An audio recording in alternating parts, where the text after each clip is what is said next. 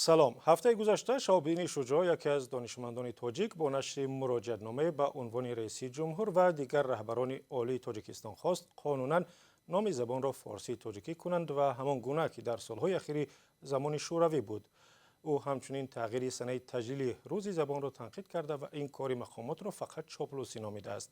شهاب‌الدین شجاع گفته است کلمه فارسی را به نام زبانی که ما حالا با آن صحبت میکنیم برگردانند تا مردم رهبران را به نیکی یاد کنند و شهاب‌الدین شجاع حالا از روسیه با ماست.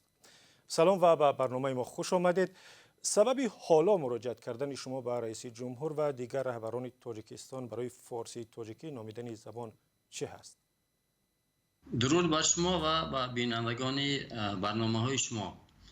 سبب حال مراجعت نمودن من به رئیس جمهور و دیگر مقامات تاجیکستان این یادرس نمودن این نکته که دقیقاً 31 سال مقدم در همین شب و روز در حیات جامعه تاجیکستان یک حادثه بسیار تاریخی یعنی قبول قانون زبان صورت گرفت و نام زبان تاجیکی فارسی عنوان گرفت.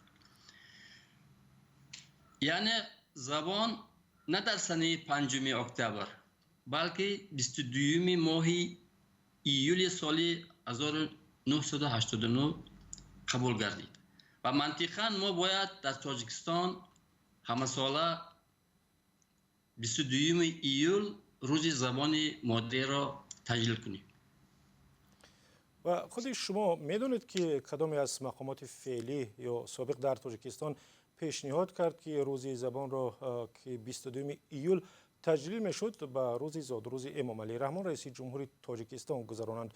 من مشخصاً نمیتوانم گویم، اما میدونم که تشبسکار این خدمت خرسانت تشبسکارش کیست مشخصاً نمیدونم، ولی در عملی نمودن این دزدی تاریخی سهم کمیسیون تطبیق قانون زبان، پژوهشگاه زبان و ادبیات رودکی، کمیته علم، فرهنگ و معارف مجلس نمایندگان و خود مجلس نمایندگان آن زمان در عملی نمودن این دزدی تاریخی خدمتشان بزرگ است. مقصد و هدف البته این خوشامد، تملق و چاپلوسی و حفظ وظیفه و منصب بود. و با فکر شما مقامات تاجیکستان از چی میترسند که سعی میکنند از زبان فارسی نام بردن نشود؟ سبب این هراس چی است؟ بیم چی هست؟ بله، این نکته را قبلا هم استاد محمد جان شکوری در کتابشان در کتاب خراسان از اینجا تاکید کردند. زمانی که سرقانون تاجیکستان قبول شد آن زمان یک نفر با نام یک نماینده خلق با نام شهرت سلطانوف که خودش به زبان روسی حرف میزد آن زمان معروضه کرده بود است که من افتخار میکنم که من تاجیک هستم، اما زبان من تاجیکی است، فارسی نیست. استاد قید کردن که اینها از آن میهراسند که با فارسی گفتن ما گویا به ملت فارس خودم مربوط میدانه. گپ در سر آن است که نام تاریخی زبان ما فارسی است. در همین سند و دلیل های تاریخی موجود است. زبان ما بعد تأسیس جمهوری شوروی سوسیالیست تاجیکستان تاجیکی شد که این انگیزه سیاسی داشت. بعداً در عالم بیش از 20 کشور عربی است که زبانشون عربی است. ده ها کشورهای هستند که مختلف که زبانهای رسمیشان مثلا اسپانیایی یا دیگر زبان هاست. من فکر میکنم که اینجا همه بازی های سیاسی است، اینجا تاثیر روسیه است. بعد هستن در تاجیکستان گروه هایی که اینها گویا کورکورانه یا که طرفدار هستند یا که عموما جانبدار همون روس که میر میگن عالم روسی. این نیروها هستند که نمیخوان. بازم فکر میکنم اینها مناسبت های تاجیکستان و ایران شاید اینجا هم یک عامل باشد، مناسبت های بد شدن مناسبت های تاجیکستان، ولی من فکر میکنم که این مسئله یک روز حل خود را مییابد البته، چون این مسئله است که باید حقیقت تاریخی برقرار شود.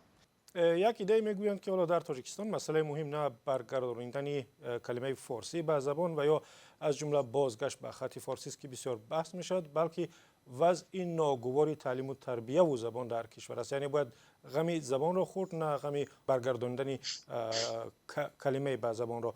نظر شما در این باره چی هست؟ بله، نظر من مهمتر اونم هست. البته طوری که گفتن در این مسئله، مثلا استاد محمد جان شکوری یک مقاله و کارهای مخصوص هم نوشتن که ما باید از کجا شروع کنیم. این یک دستوری معین است برای مثلا وزارت مالی، برای حکومت، اما نادیده میگیرن این چیزا. باید از کودکستان ها شروع کرد اول تا مکاتب عالی. دوم، اصول آموزش باید تغییر یابد، نه اون طرزی که حالا. مثلا ببینید یک نفر کودک ایرانی یا که افغان که با فارسی صحبت میکند چقدر آزادانه، چقدر زیبا صحبت میکند. برای چی ما اینطور نیستیم؟ مثلا یک وزیر در نزد آینه نیلگون یا در نزد کامرا آزادانه صحبت کردن میتواند، نه یک نماینده مجلس. سطح زبان، آگاهی از زبان بسیار ضعیف است. هستن البته شخصیت های هستن که زبان خوب میدونن، اما بسیار اقلیت هستن. زبان را وسیله ایفاده شعور انسان مینامند. یعنی اگر زبان ضعیف باشد، معاشرت هم با کلمات محدود صورت بگیرد و در این حالت میتوان گفت که سطح شعور هم پست است یا نه؟ بله، البته زبان این وسیله است که انسان مثلا عالم میشناسد، انسان دنیا رو میشناسد. اگر سطح زبان پست باشد، البته سطح جهان شناسی ما، شناخت ما، سطح تفکری ما تاثیر میرساند. البته شما فکر میکنید که مراجعت شما به گوش کسی میرسد و یا امیدوار هستید که این خواسته که از زبان دانشمندان دیگری تاجیک هم صدا داده است اجرا می شود و کلمه فارسی را به زبان برمیگردانند؟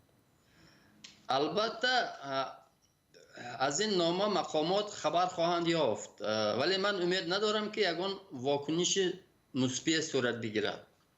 برای من مهم است که من این مسئله رو مطرح کردم و آن قرض شهروندی خود را اجرا کردم و این جامعه و زیایان را یک به تکان می آورد، به خود آورد. البته این مسائل که من گفتم دیر یا زود عملی می شود. مثلا این عدالت تاریخی برقرار می شود که نام زبان ما فارسی تاجیکی بگذار، فارسی تاجیکی در رسما اعلام شود و روز تجلیل زبان به روز اصلیش 22 ماه ایول برگردانده شود. این کار حتما اجرا می شود، ولی من فکر میکنم که این نامه من شاید یک تکان بخشد برای به این سمت حرکت کردن جامعه.